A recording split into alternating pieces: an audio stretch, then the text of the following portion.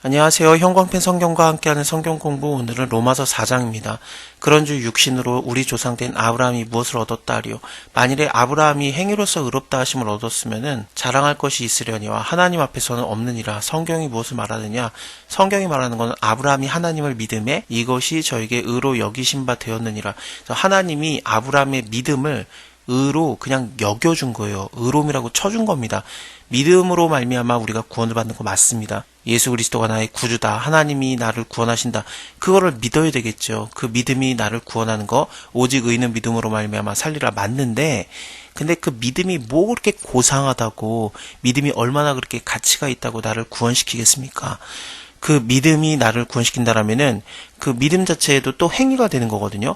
근데 우리가 할 수 있는 거는 결국에는 하나님이 나를 구원시키겠구나, 예수 그리스도가 나의 구주구나, 그거밖에 없어요. 그걸 믿는 거밖에. 근데 그 믿음을, 그래 네가 할 수 있는 게 그게 다지, 그거를 내가 의로움으로 여겨줄게라고 하나님이 그 의로 여겨준 거예요. 그래서 우리가 의인이 되는 겁니다.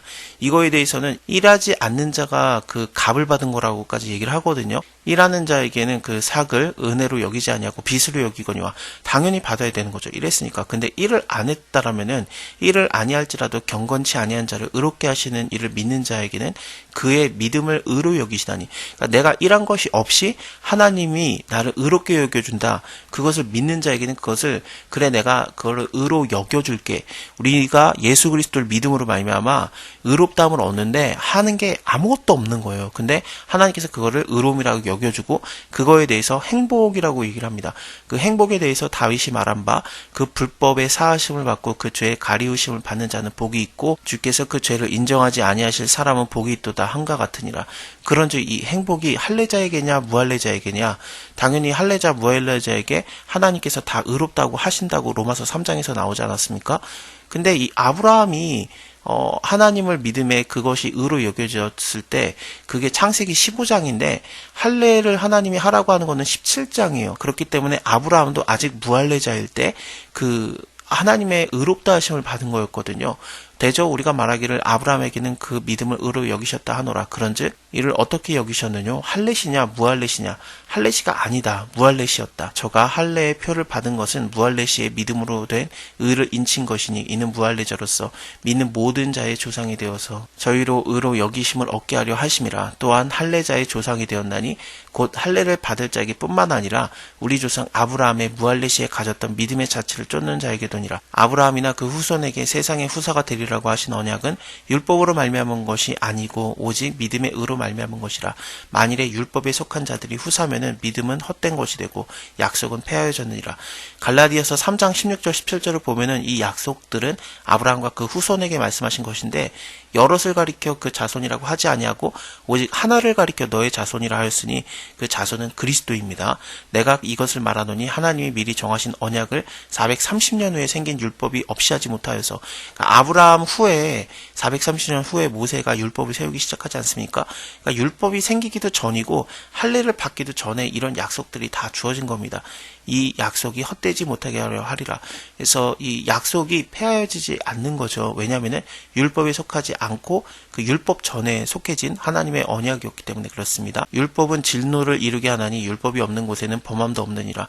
그러므로 후사가 되는 이것이 은혜에 속하기 위해서 믿음으로 되나니, 이는 그 약속을 그 모든 후손에게 굳게 하려 하심이라.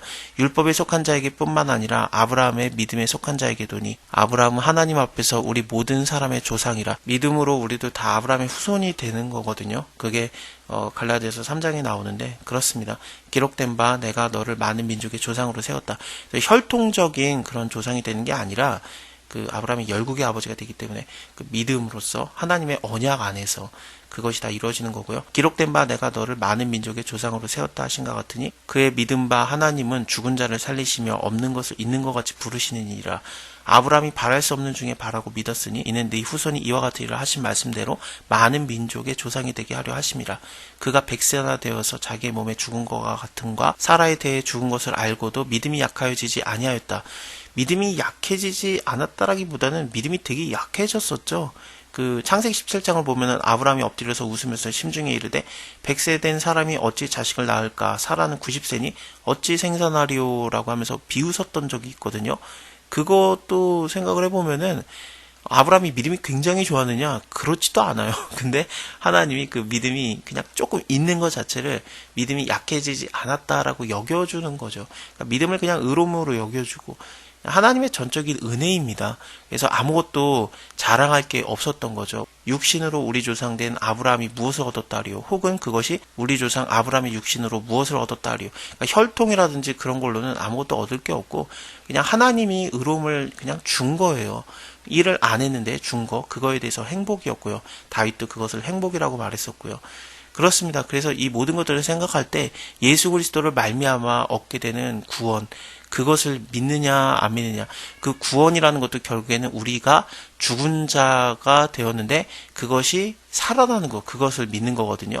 그래서 일단은 아브라함이 죽은 것과 같은 몸이었는데 거기에서 살아도 죽은 태와 같았는데 거기서 하나님의 약속이 이루어져서 이게 의심이 되지 않고 믿음이 견고해져서 하나님께 영광을 돌리며 약속하신 것을 또한 능히 이루실 줄 확신하였다. 그러므로 이것이 저에게 의로 여겨졌다. 그래서 죽은 자 가운데서 살아나는 것, 그런 것들을 얘기하는 겁니다. 자기의 몸과 사라의 몸이 죽은 것과 같은데 아들이 나올 거라는 것, 생명이 나올 거라는 것도 믿음으로 쳐진 거고요. 그리고 또 죽은 자 가운데서 살아나는 것, 대표적인 게 이삭을 드리는 거 아니었습니까? 히브리서 11장을 보면은 저가 하나님이 능히 죽은 자 가운데서 다시 살리실 줄을 생각한지라. 여기서 저라고 나오는 자는 아브라함입니다.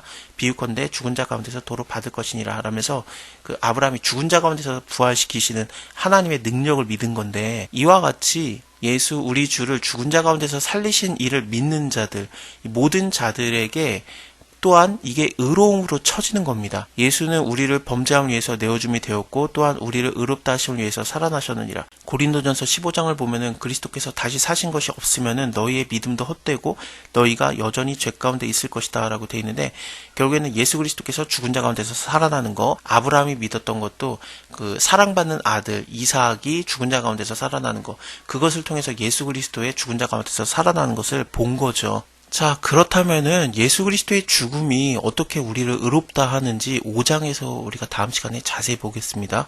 감사합니다. 다음에 뵐게요.